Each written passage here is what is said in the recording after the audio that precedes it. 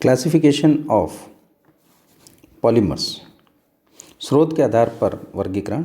स्रोत के आधार पर बहुलक प्रमुख रूप से दो प्रकार के होते हैं, प्राकृतिक और संश्लेषित। प्राकृतिक बहुलक अर्थात नेचुरल पॉलीमर्स, जो बहुलक प्रकृति में वनस्पति तथा जीव कोशिकाओं से बनते हैं, उन्हें प्राकृतिक बहुलक कहा जाता है। स्टार्च, सेल्यूलोज तथा अन्य पॉलीसैकेराइड्स, प्रोटीन, न्यूक्लिक एसिड तथा प्राकृतिक रबड़ आदि प्रकृति के बहुलक हैं, अर्थात इन्हें नेचुरल पॉलीमर्स यानी प्राकृतिक बहुलक कहा जाता है। इनमें से कुछ का अध्ययन हम पिछली कक्षाओं में भी कर चुके हैं और अब इनका डिटेल में हम अध्ययन यहाँ पर करेंगे। स्टार्च ग्लूकोज का बहुलक है। सैकड़ों की तादाद में ग्लूकोज के अणु परस्पर जुड़कर स्टार्च के बहुलक अणुओं का निर्माण करते हैं। सेल्यूलोज भी प्राकृतिक ग्लूकोज का ही एक बहुलक है। ये दोनों ही बहुलक हरे रंग के होते हैं, जो कि पेड़ पौधों के प्रकाश संश्लेषण की क्रिया के द्वारा बनते हैं। अमीनो एसिड्स अम्लों के बहुलक हैं, जिनमें 20 से 1000 अमीनो एसिड्स बेहद व्यवस्थित रूप से जुड़े रहते हैं। इनके अतिरिक्त एक अन्य महत्वपूर्ण प्राकृतिक बहुलक रबड़ आइसोप्रोपीन इकाइयों का बहुलक होता है। 2-methyl-1,3-ब्यूटाडाइन, जिसे सामान्य रूप से आइसोप्रोपीन के नाम से जानते हैं। संश्लेषित बहुलक। सिंथेटिक पॉलीमर्स मनुष्य द्वारा बनाए गए बहुलकों को हम संश्लेषित अर्थात सिंथेसाइज्ड पॉलीमर्स कहते हैं।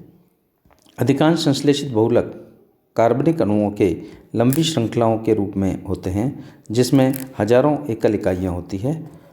सामान्य संश्लेषित बहुलक polythene, polystyrene, polyvinyl chloride PVC, polyvinyl chloride, bakelite, nylon, dacron आदि होते हैं।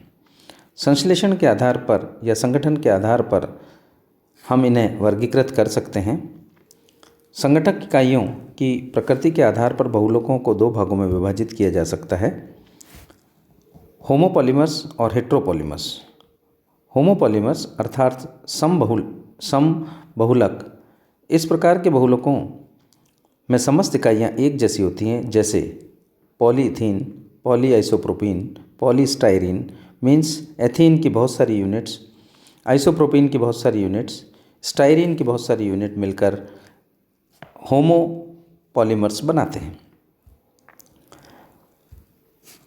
हेट्रोपॉलीमर्स और कोपॉलीमर्स इस प्रकार के बहुलकों में एक से अधिक प्रकार के यूनिट्स जब जुड़ती हैं और अधिक प्रकार के एकल इकाइयों के द्वारा संयुक्त होकर बहुलकों का निर्माण करती हैं, ऐसे को हम हेट्रोपॉलीमर्स कहते हैं। प्रोटीन, संश्लेषित रबड़ आदि इसी वर्ग में आते हैं। बहुलकों की संरचना के आधार पर वर्गीकरण। बहुलक अणुओं की संरचना के आधार पर भी पॉलीमर्स का क्लासिफिकेशन किया जा सकता है। पहला, लीनियर पॉलीमर्स यानी रेखिक पॉलीमर्स। इस प्रकार के बहुलकों में कई एकल अणु एक सीधी श्रृंखला में जुड़कर जो पॉलीमर बनाते हैं, उन्हें हम लीनियर पॉलीमर कहते हैं।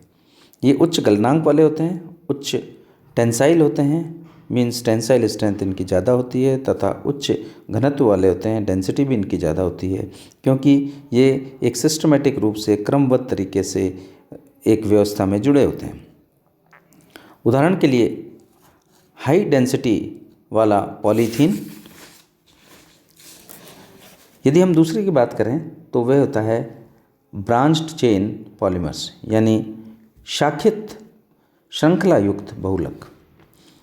जब बहुलक की प्रमुख वलय के रूप में इधर उधर श्रृंखलाएं निकल रही हों तो वे इस श्रेणी में आते हैं। इनकी पैकिंग व्यवस्था नहीं होती है तथा ये कम घनत्व वाले होते हैं तथा इनके मेल्टिंग पॉइंट भी कम होते हैं। उदाहरण के रूप में कम घनत्व वाला पॉलीथीन।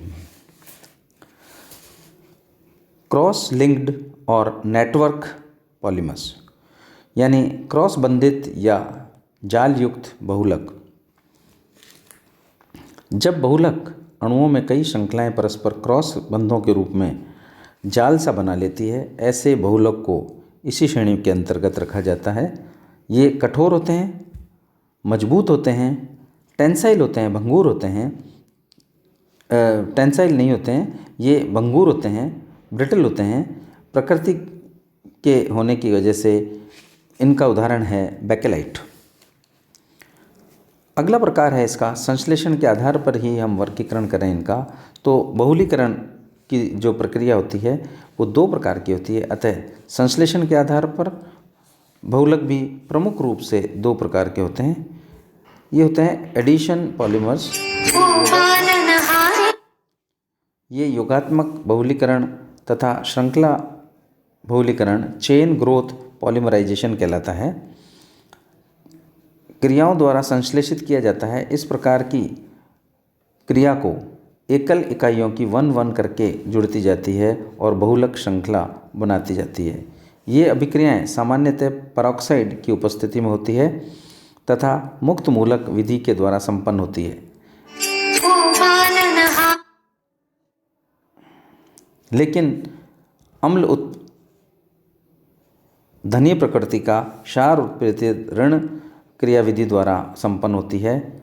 इन प्रक्रियाओं में केवल योग होता है, एडिशन होता है। HCl तथा H2O जैसे छोटे छोटे अणुओं का निष्कासन नहीं होता है। अतः इस प्रकार के बहुलकों का मूलानुपाती सूत्र एकल के मूलानुपाती सूत्र के समान होता है। इस प्रकार की अभिक्रियाएं असंतृप्त यानी अनसैचुरेटेड यौगिकों द्वारा बनाई जाती है, जिसमें द्विबंध टूटता जाता है और एकल बंध के रूप में वो योग होता जाता है। इनके एग्जाम्पल हैं वाइनिल क्लोराइड और पॉलीवाइनिल क्लोराइड। PVC पॉलीविनाइल क्लोराइड का बनना एक प्रकार का इस तरह से प्रदर्शित करता है। पेरोक्साइड की उपस्थिति के कारण अभिक्रिया मुक्त रूप से विधि के रूप में संपन्न होती है। PVC का उपयोग ग्रामोफोन रिकॉर्ड, PVC